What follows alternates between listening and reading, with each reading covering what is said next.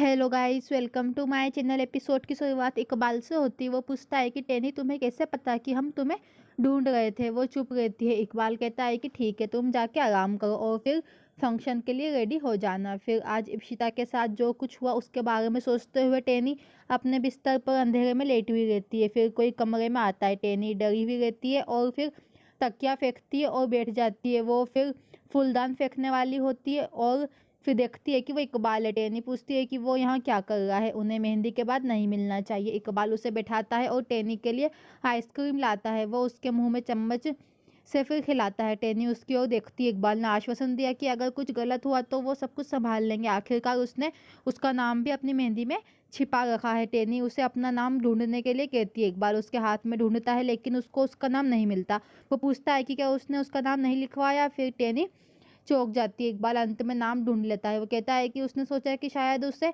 अपनी याददाश्त वापस मिल गई है और उसका नाम मेहंदी में नहीं मिला। टेनी कहती है कि अगर उसकी याददाश्त वापस होती तो वो इकबाल से कभी शादी नहीं करती। इकबाल फिर सीरियस हो जाता है जबकि टेनी मुस्कुराती है कि वो सिर्फ मजाक कर रही थी। इकबाल उसे इस तरह मजाक ना करने के लिए कहता है। वो कहता है कि उसके पास सब कुछ है लेकिन अगर जीवन में टेनी नहीं है तो कुछ भी नहीं है।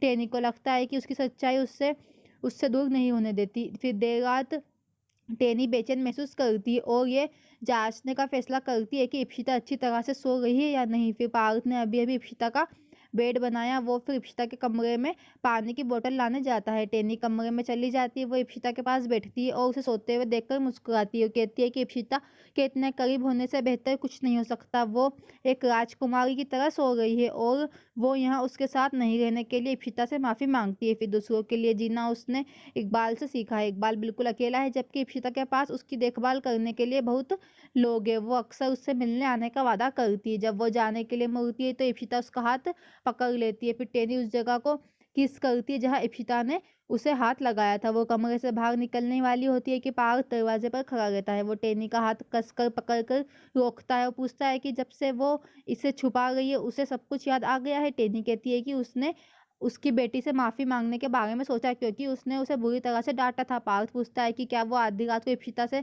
माफ़ी मांगने के लिए यहाँ आई थी ताकि कोई उसे देखे ना। टेनी कहती है कि उसकी फैमिली ने इस मामले को फिर से मुद्दा बनाया होता है इसलिए। फिर पार्थ उसे अपनी आंखों में देखने के लिए कहता है और कहता है कि वो सच वापस बोले कि उसकी याददाश्त वापस आ गई है। वो जानता है कि वो अभी भी उसकी आंखों में देखकर झूठ नहीं बोल सकती।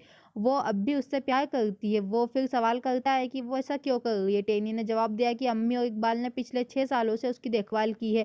फैमिली सिर्फ रिश्तों के कारण नहीं बल्कि उन लोगों के कारण भी है जो आपकी देखभाल करते हैं।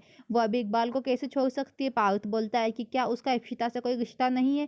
टेनी कहती है कि वो केवल एक सरोगेट थी और इप्शिता के उसके साथ कोई रिश्ता नहीं है जबकि इकबाल बिल्कुल अकेला है। पार्थ ने सवाल किया कि क्या वो इकबाल से शादी कर रही है क्योंकि वो इकबाल से प्यार करती है या उसका कर्ज चुका रही है। टेनी ने हाथ हिलाते हुए कहा कि कल उसका उसके साथ निकाह है और वो आगे कोई बहस नहीं चाहती। पार्थ उसे वो करने की अनुमति देता है जो वो चाहती है। वो उस दिन का वेट करेगा जब वो उसे उसके लिए अपने प्यार का एहसास होगा। टेनी ने पार्थ से अनुरोध किया कि वो किसी के साथ ना बताए कि उसकी याददाश्त वापस आ गई है, खासकर इकबाल को। कोई फर्क नहीं पड़ता है कि वो उसके बिना नहीं रह सकता लेकिन वो उसे उसकी मर्जी के लिए छोड़ देगा। पार्थ कहता है कि काश वो भी इकबाल की तरह भाग्यशाली होता क्योंकि वो भी उसे उतना ही प्यार करता है। फिर टेनी ने हाथ जोड़कर पार्थ से उसे मुक्त करने का अनुरोध किया। पार्थ बोलता है कि वो कभी भी उसके रास्ते पर नहीं आएगा। टेनी अपने कमरे में आती है और रोती है। वहाँ पार्थ अपने कमरे में बैठकर टेनी के लिए रोता है। अगली सुबह अम्मी मौलवी साहब का स्वागत करती है और इकबाल को तैयार होने में मदद करने जाती है। इंदु मौलवी साहब की सेवा करती है। इप्शिता पार्थ के पास आती है और उससे टेनी की शादी रोकने के बारे में आइडिया मांगती है। पार्थ कहता है कि उसने सभी आइडिया विफल हो गए हैं। वो इप्शिता को आश्वस्त करता है कि उन्हें दूसरों की खुशी में खुश होना चाहिए। इप्सिता पूछती है कि उनकी खुशी के बारे में कौन सोचेगा। पार्थ कहता है कि अगर वो दूसरे की खुशी में खुश हो जाते हैं तो उनका जीवन भी खुशियों से भर जाएगा। इप्सिता इस तरह के तर्क से नाराज हो जाती है और पार्थ फिर कल रात टेनी के साथ अपने वादे के बारे में सोचकर परेशान हो जाता है।